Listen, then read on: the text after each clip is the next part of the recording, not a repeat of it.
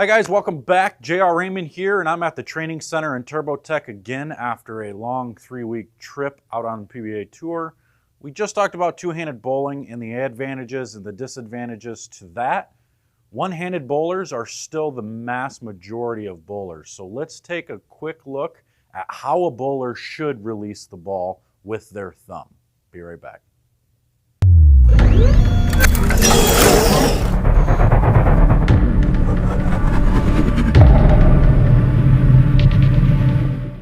All right, guys, welcome back. We're going to talk a little bit about how to release the ball with your thumb. Everybody knows that the majority of bowlers are actually one-handed. They put their thumb and their fingers in the ball. We do have quite a few two-handers starting to come out and really give that a try. They're seeing an awful lot of people have success. Your Belmonte, Simonson, Svensson, Troop, and then there's a bunch more who are doing well at the levels of the PBA as well. But the big majority of bowlers still use their thumb. So let's talk a little bit about how we need to release with our thumb. The big mistake that I see an awful lot of people, especially like the people that come through here for lessons, is they want to squeeze the ball with both their fingers and their thumb, and they want to claw at it, and they want to go clamping down on that ball. And then when they release it, they just release with both their fingers and their thumb, and they just let it roll off their hand. The problem with that is, if you looked at the videos that I did before about rev rate and proper release, you'll notice that in order to create that rev rate, the power of the revolutions that you want to create, because that is a big thing for a lot of people, is they want to see their ball with higher revolutions to be able to do more things with a bowling ball like some of the big power players do. What you want is you actually need your thumb to release first and then your fingers release after and rotate through it. And the quicker you can get that transition to happen, the higher your rev rate is. But if you're squeezing and gripping with your knuckles, basically, you have to release. And if you're not doing it the exact same way every single time, you're going to see a different result every single time. So that's when you see a lot of fluctuation with rev rate. You'll see somebody have a 400 RPM rev rate and then they'll drop to 350 just on a random shot because they don't release it the same way as before. Or their rotation changes a little bit because they change how they released it from the time before. So when we talk about releasing the ball, what most people like to do is, you can see with the indent, they squeeze in with their finger and they indent in like that, and then they squeeze with their thumb and they go this way as well. So now we're squeezing this way. And the only way to let go of the ball won't come off my hand as long as I'm squeezing, is to release the ball, okay? So we have to release the ball, okay? So when we do that, we have to then get to the bottom of the swing, release, and then rotate the proper way however we see fit or whatever we want to repeat. It's really hard to do that the same way every time.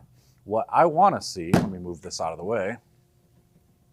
What I like to see is when you get to the bottom of the swing, I want you to squeeze, instead of going this way, I want you to squeeze this way. Push your thumb back and put the pressure here. Because then, here, when you get to the bottom of the swing and you're not squeezing in this way, and you get here, when you get to the bottom of the swing, with the pressure of the swing, of your arm swing, the ball will release you automatically. So if I use my arm for an example, if I'm squeezing this way, when I get to the bottom of the swing, I have to release with my thumb, and then the ball can come off. And again, if I'm not doing it the same way every time, it's going to be different every time. You're going to see a lot of inconsistencies.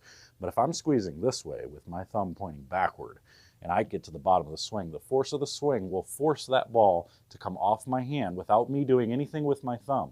You get to the bottom of the swing, and the ball will come off your hand by itself in the same spot every time.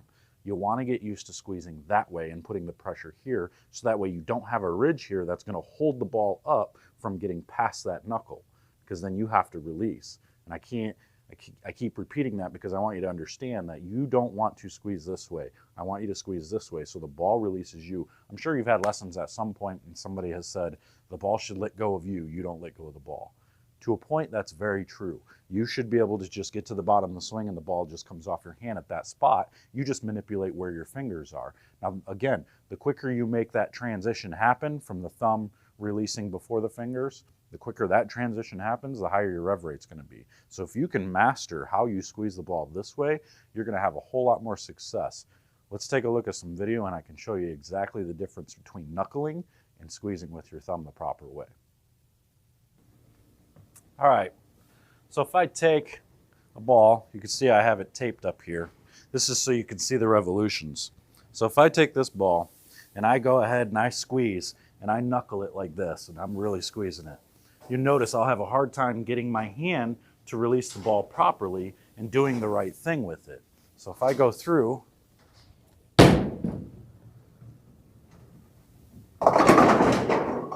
you can see how slow that rotates. That basically just rotates because of the ball hitting the lane and basically rolling forward. That's it. So now if I release properly, I'll just give you a full rack just because.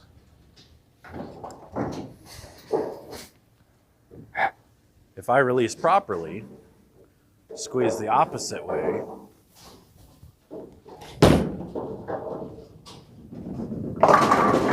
you can see how much quicker that ball rolls. All right, so what we need to focus on, now that you know, is we need to focus on this part of our thumb, not this up here. We don't want the top part of the thumb creating the hold for us. We don't want us to hold on to it, gripping it this way. We want to push the nail to the back side of the hole. And if you feel like you're going to drop the ball and it makes you do this, that should tell you that you need to change your fit somehow. Somehow you need to change the shape of the thumb hole, the bevel, something, put some tape in it like we talked about in my other video about increasing the feel of your ball. Put some tape a little bit higher in the thumb hole to put it up, put the pressure up on this part of your thumb rather than down here. This way you can make it feel like the ball's releasing you and you don't have to release the ball. Because if you have to release it every single time, human error comes in quite a bit and you're going to do it different just about every single time. Makes it a whole lot harder to repeat shots. So make sure you subscribe to this channel. If these videos help you, please let me know. If you've got other video ideas of things you want to learn, please let me know. And we will try to get to them as soon as possible. But until next time, guys, subscribe to this channel. Go over to Turbo 2-in-1 Grips page. Subscribe to theirs as well. And we're going to see an awful lot of videos coming up soon with trade shows, Bull Expo, Collegiate Expo, all that stuff with Junior Gold coming to Detroit. You're going to see some cool videos coming up pretty soon. So subscribe, hit that subscribe button, hit the little bell so that way you get notifications first that we have videos coming through. So until next time, guys, we will see you later.